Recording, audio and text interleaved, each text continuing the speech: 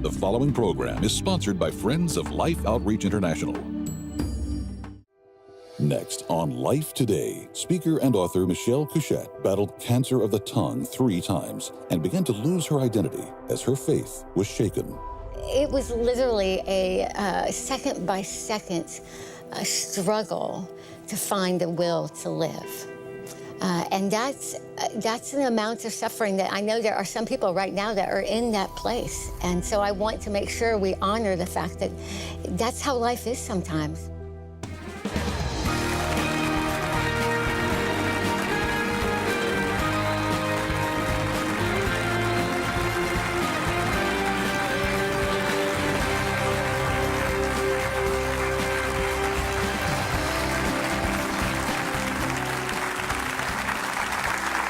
Welcome to Life Today. I'm Sheila Walsh here with Randy Robison. James and Betty are taking a well-deserved day off. And honestly, I'm so thrilled to have this particular guest on our show.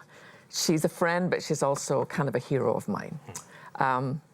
So let me just introduce, please welcome Michele Cushatt. Welcome, dear friend. Thank you. So glad to be here. You have this fantastic new book out, I Am, a 60-day journey to knowing who you are. Because of who he is. But before we get into that, let's just lay out the harsh reality of the journey that you have been on. Take me back to the first day when you discovered that there's something wrong.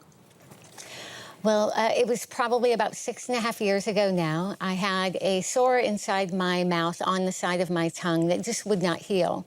But you know, I was 39 years old at the time. We assume those kind of things are nothing important. So I went to the doctor just as a precaution, and he said, oh, don't worry about it, it's nothing. But what I found out a week later was that he was wrong. I found out that I had squamous cell carcinoma of the tongue, cancer of the tongue. I didn't even know something like that existed. And definitely not for a 39-year-old mom and wife to have something like that. And so in just the span of seconds, my life completely changed very radically, as you can possibly imagine. Now, the first surgery, was it kind of minimally invasive? Yeah, so the first surgery, although it was shocking at first, the doctors felt like it was caught early. It was cancer caught early, the best case scenario. They told me a number of times that I had nothing to worry about. It was gone. They got it all. It wouldn't come back. But they were mistaken. We should probably clarify that what you were diagnosed with, the squamous cell carcinoma, is one of the most aggressive forms, if not the most aggressive form. Yes, it's very rare. It's not very common, although it seems to be becoming more common lately, but it's very rare and very aggressive. So because it's in the tongue, which is a muscle, it has great potential of spreading. And so although they weren't concerned about that in the beginning because it was caught very early, what I didn't know is that it's a very tricky kind of cancer and very difficult to catch and stop. Yeah. And it came back one more time, but then I remember you were with us at Women of Faith. Yes. Wasn't that when you realized that it was back again, and this time it was going to be way more drastic? Yes, exactly. So it came back in 2014, early in the year. Once again, they thought they caught it. They got it all, did the radical surgery. And 7 months later, while we were on tour with Women of Faith, it came back a third time. However, this time it came back so aggressive, so advanced, that they gave me 2 weeks to get my affairs in order, and then they put me into surgery, a 9-hour surgery where they removed 2/3 of my tongue. They cut me open from wrist to elbow to help rebuild my tongue. They also cut open my neck and my leg to basically rebuild everything, to give me a chance of being able to function. And then after about 4 weeks of recovery from that surgery, they started pretty radical external radiation and chemotherapy. In their words, they needed to take me to the brink of death in order to give me any chance of life. How painful was all this? There are no words. There are no words for how painful. I mean, quite frankly, and I'm always cautious because it's almost more than most people can even imagine or bear. But I didn't know a human being could go through that kind of physical suffering and live. I didn't have any appreciation for human pain until that moment. And I've had kids and gone through other things, but there is a level of suffering that most of us hopefully never experience. And I got a taste of that, and it was hard. how, in the midst of all that, Michele, how on earth do you still function as a mother? Because I know some of your story, and I love you. But I found as I was reading your book again, and refreshed myself, I sat and wept as I read your book. Because I think, how do you even just take the next step? Never mind be a wife, be a mom. Well, the reality is most days I could do little but just will myself to live 1 second at a time. There was no ability to function. There was no mothering going on. There was no being a wife. It was me on the couch for months, having to make a moment-by-moment decision to live. And that's very hard to even, we've started this conversation and dove right into the deep end of the pool. It was literally a second-by-second struggle to find the will to live. And that's an amount of suffering that I know there are some people right now that are in that place. And so I want to make sure we honor the fact that that's how life is sometimes, where it's an almost impossible struggle to make the choice to live. Now, one of the things I find myself wondering, because you're a very gifted speaker, writer, and most of us, when we get to a certain age, we think, well, we don't really judge who we are, our self-esteem, by what we look like or what we sound like. But I wonder, this level of devastation, how did that impact how you saw yourself? And it's still impacting how I see myself. If you would have asked me, okay, so my surgery, my speech changed about 2.5 years ago. So I've been living in this new reality with a body that has a very real physical disability for 2.5 years now. If you would have asked me 3 years ago if I found my worth in my appearance or my talents or my relationships or anything else like that, I would say, oh, no, absolutely not. I love Jesus. My worth is in Jesus. But it's one thing to say that. It's another thing to have every bit of your being completely altered and changed. And what that does is it forced me to face the reality that I did find some of my worth and my value in how I looked and how I talked and my ability to sound intelligent or to do a job as a speaker or whatever it is. And so having that all removed or altered in a significant way, it was like being stripped completely bare. And what's left when you're completely bare? Where was God during all this? That is a question that I ask many, many times. Yeah. The difficulty is we often equate the presence of pain with the absence of God. Wow. How many of us think the moment that we feel pain, that must mean that God left?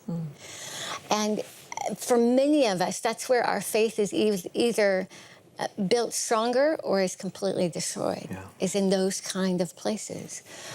And so I had to wrestle with that quite often. Where was he? Thousands of people were praying for my healing. And cancer just didn't come back once. It came back, I had it 3 times. So what does that mean about all of that? And part of the struggle then was to understand that God, in many ways, is actually closer in those moments of pain. He's not far away. There was a nearness of God that I only could experience in a place of suffering. In other words, I grew up as a church-going girl who loved to celebrate Easter, right? Easter's all about the empty tomb. But during my place of suffering, I found great comfort in Good Friday and Saturday, in the place of pain and waiting. Because God is not just a God of the tomb, he's the God of the garden. He's the God that was there agonizing over the suffering of mankind and what needed to happen in order to redeem us. And I have to tell you, that gave me, picturing Jesus in the garden before his arrest and picturing his suffering, as much as I hate to think of it, gave me so much comfort in my own pain that God would do that for us. Was it, so this book, Michele, because it's really fantastic. And also, it came with cards. You sent me the whole package. I did. Do you know, I've put those all up around. I have like a prayer room. And I've put all 60 cards. I've taped them up. And I cannot tell you how much comfort on dark days. Yes. Those 60 cards are 60, I chose 60 verses in the Bible that are God's words about us. So specifically verses where Jesus or God speaks and speaks his favor and affection over us.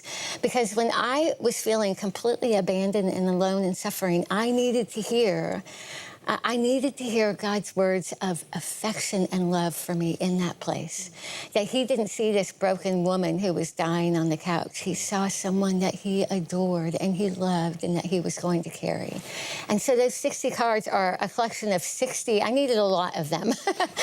One or two verses wasn't going to cut it. Yeah. So it's 60 of the most powerful words of God's favor over us that I would just repeat to myself day after day, sometimes second by second.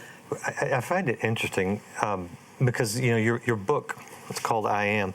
It's not your story of suffering necessarily. It's not even a book on healing or anything like that. It's a book on identity. Yes.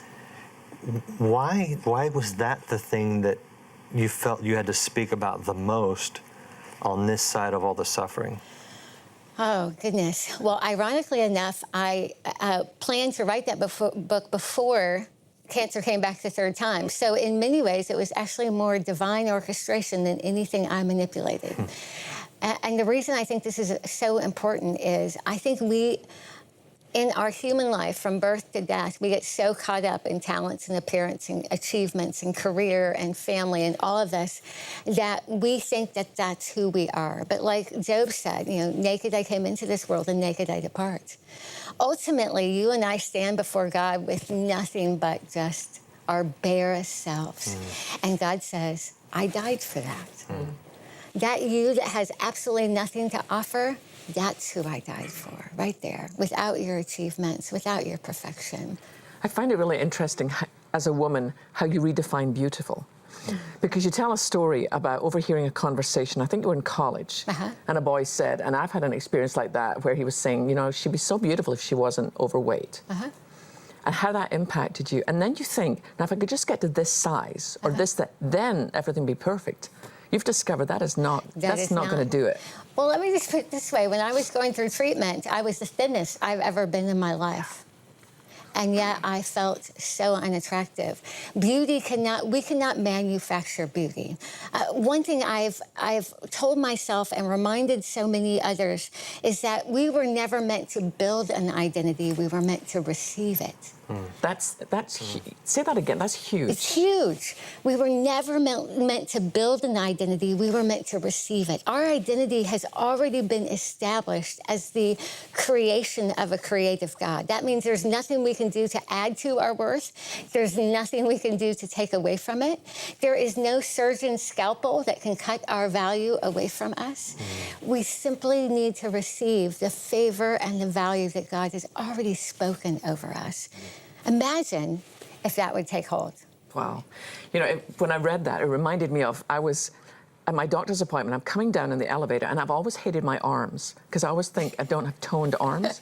And I'm with this other... You know, this is true. Women hate their arms many times. I know. I apologize for my arms. I never think about that. I know. But there's this woman in the elevator with me, and she's got these really sculpted shoulders, and she's very slim. And I say to her, gosh, I love your arms. And she said, chemotherapy. Oh. And in that moment, I felt so exposed by the way that, as a believer, as a daughter of God, I have bought into this ridiculous smoke and mirrors that will not hold up when life hits. And I think it's one of the greatest gifts in this, because you have a unique ability, Michele, to tell the unvarnished truth, but in every crack, hope is springing out. Yes, it's everywhere. How has this journey of yours impacted your children? Oh, well, as you can imagine, watching a mama go through a life and death experience, and they had to see that day after day. It wasn't just a couple of weeks of a hard illness. It was, I mean, it's taken me 2 years to come back to life. And so for them to watch their mom go through that has been very, very difficult and unsettling for them. And at the same time, I think it's been a unique gift, because this is real life. This is real life. We are not made to last forever. And the one thing that I am more committed to now, more than anything, is having those conversations with my kids to help them realize, guess what? We have today. That's all we have. We have today. How are you going to use it? I'm curious, having been so close to death and having to face, you said at one time they told you to get your affairs in order, Yes. right? How has that changed, that brush with death, how has that changed your perspective on life and eternity? Oh, man, there's not one aspect of my life that hasn't changed. I mean, since I've had cancer 3 times, I have no guarantees of a full life. They have a hopeful prognosis, but the truth is after you've had it 3 times, I have no promises of living to be 80. Yeah. So I live every day with the reality that it could change in a phone call for me. It can change that fast. And so, first of all, I've had to I have to make a choice to either be captive to fear or to trust the one who has numbered my days. And so that's a big change. And so I live today knowing, God, you have numbered my days. I'm not going to worry about tomorrow. I know you will leave me here until I'm done, and not a day sooner or a day later. Yeah. But it also makes me more passionate about honest conversation. Yeah. Not holding back, not leaving things unsaid, not missing opportunities to share the gospel with somebody who's hurting, or simply just to stop working one day and go to the hospital with a friend who needs somebody just to sit with her. All the things that seem so urgent, not so important anymore. You said you're not guaranteed a full life, but what you've gone through has forced you to choose to live that full life, because the life you live is probably fuller now than a lot of people's. And this will sound strange. I would never want to go back to that place of suffering, and there are still times that it makes me weep to think about it. But at the same time, and I mean this with all of my heart, I've been given such a beautiful gift. There are times I feel like I'm the luckiest woman in the world because God has given me a glimpse of eternity that I couldn't have manufactured or found any other way. And it's completely changed how I view people and life and each day. And from that standpoint, I'm so thankful. When you speak, you do an interesting thing with women in their shoes. You get them to take their shoes off. Tell us what that's about, because it's about 2 very profound, intentional things, 2 truths. Well, in I Am, the opening of the book is all about the story of Moses at the burning bush. It's this beautiful scene, and it's such a common story that I think we neglect the significance of it many times. But Moses sees this burning bush that's not consumed, and so he's curious. He goes over there, he parks his sheep, and he goes over there and checks out this burning bush. And God speaks to him from this bush and tells Moses to take off his shoes. And so Moses is there barefooted on the ground. And, I have no idea what God was thinking, but I think he wanted Moses to be completely stripped bare, barefooted. Like, I'm going to tell you something that's going to rock your world, so I need you to have a good footing. And that's when God says, I'm going to send you to Egypt. And Moses' question in that moment, I believe, is all of our question when God calls us to something. Moses says, who am I that I should go? In other words, he's like, I don't have what it takes. I'm not smart enough. I'm not attractive enough. I'm not talented enough. I speak funny. And so in that moment when Moses is there, I kind of feel like I'm hovering at the edge of my chair waiting for God's answer along with Moses. And so God answers him, and God gives Moses a 2-part answer. He says, Moses, I will be with you. In other words, he doesn't really answer Moses' question. Moses thinks it's about him, and God says, it's not about you, Moses. He says, I will be with you. And then he says, tell them I am sending you. In other words, God's presence and God's purpose. And what I do at my speaking events is I have all the people in the audience stand up, and I have them take off their shoes and get barefooted before God. And I'm like, whatever God is calling you to right now that you feel ill-equipped for, God is saying, I have the 2 footings you need to walk this out. My presence, my purpose. And you strap those 2 shoes on every day, and nothing will be impossible for you. Wow. That is pretty profound. Yeah. And in actual fact, it's one of the most perfect segues into something that's very dear to our heart at the moment. There are a lot of children around the world, and that is their daily reality. They wake up every morning with no shoes. They go to bed with no shoes. But it's our prayer here at Life Today that this Christmas, we're going to change all that. This is awesome, and this is so doable. I mean, I love this project. I've been in Angola. I've watched children have shoes put on. I've had the privilege of doing it for the very first time, and they're just blown away. They run around the village just so excited. And I think, you know, you may be thinking, well, why are you talking about Christmas? This is a little early. Well, the reason is because we need to get everything set up. We want to provide 150,000 children with the best Christmas gift they have ever had, their very first pair of shoes. And it is so doable. Literally for $72, you can provide 20 pairs of shoes. $36. I mean, you can't even buy shoes for that. But you know, that'll provide 10 pairs of shoes for children who, in so many places, if they don't have shoes and they've got cuts in their feet and they're putting their feet in water where there's disease, they're going to end up with hookworm and all sorts of things that can actually lead to brain damage. Here's an opportunity for you and I to do something to change the lives of children. And there's one more aspect, the Shoes and Smiles outreach that we're in right now, and that is the smile. A smile is a surgery we provide for a child who has a cleft palate. And we can provide a surgery for a child for $500. That will provide a cleft palate surgery. So great opportunities. You know, it's just a joy to be able to reach out with the love of Christ around the world, providing shoes and smiles. And we invite you to join us in this. So I hope you'll go to the phone, go online right now, and make the very best gift you can. Poverty is a killer, and because of it, children needlessly suffer, not only from a lack of food and clean water, but also from a lack of things we often take for granted, like a simple pair of shoes. Far too many children living in extreme poverty have never owned a new pair of shoes, and while that may seem minor in the light of all their needs, walking with bare feet puts them at risk of life-threatening infections and disease that could lead to crippling consequences and even death. By responding today, you can help immediately secure and begin shipping Christmas shoes to 150,000 children around the world, and for many, just in time for the holidays. Your gift of $36 will help provide 10 pairs of shoes. A gift of $72 will help provide 20 pair, and a gift of $180 will help provide 50 pairs of Christmas shoes for children in need. As a thank you for your gift of support, be sure to request this beautifully crafted red crystal shoe ornament, a treasure to display at each Christmas.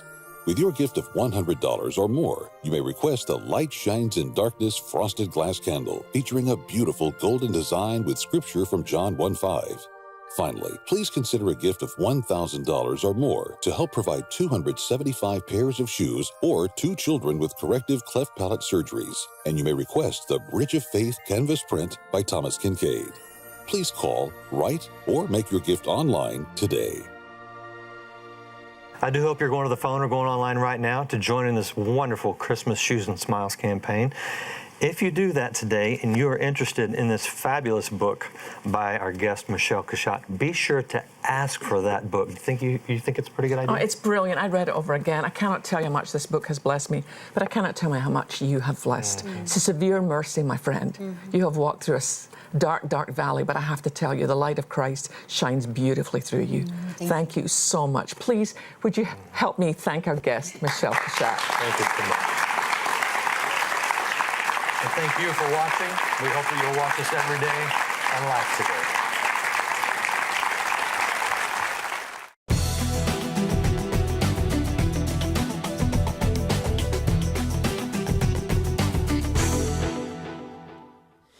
Through you, I can do anything. I can do all things, 'cause it's you who gives me strength. Oh, nothing is impossible. Through you, blind eyes are open, strongholds are broken. Oh, I am living by faith. Nothing is impossible.